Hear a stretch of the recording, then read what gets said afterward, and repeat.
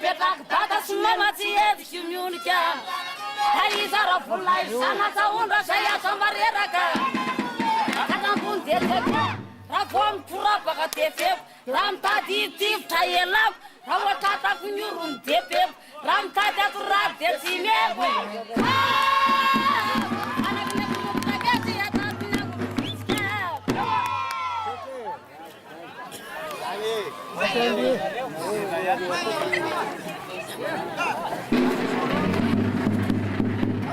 Pasteur Soumopera, fulane pengunat, amyara-pana, mama na vily maitso an'ny io.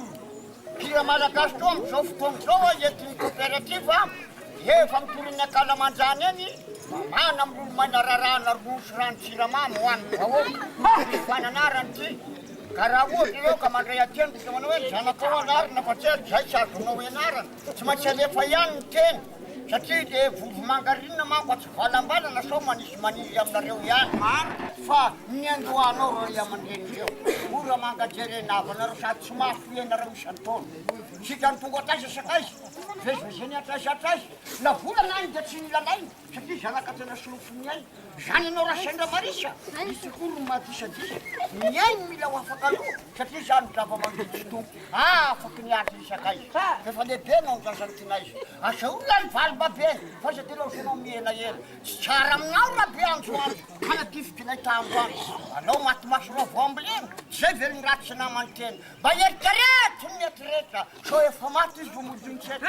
Io raha iaman-dreny resa eraka sonona. Sahala mivotavy miaina ka raha sendra foana. Natoro sovaka iza tsy tokony hoarina. Miatry ny mafy da tokony vitaka tsavo.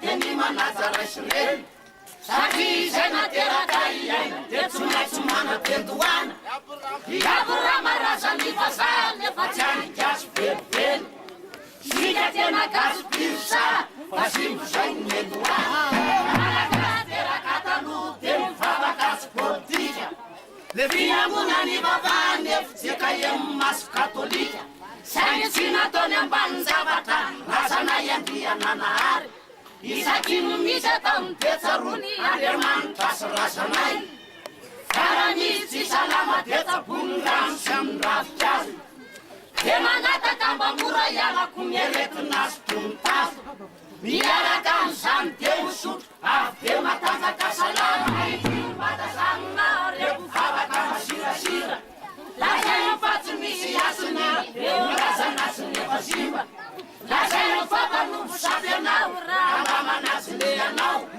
fanga olo tsy mbarazana ny maria mbananditsy sefa fanga olo mbola velona ny jakoba sy abrama aolole mbola saina masina fa leny tena nanandoza tany fianarany fomban-drazana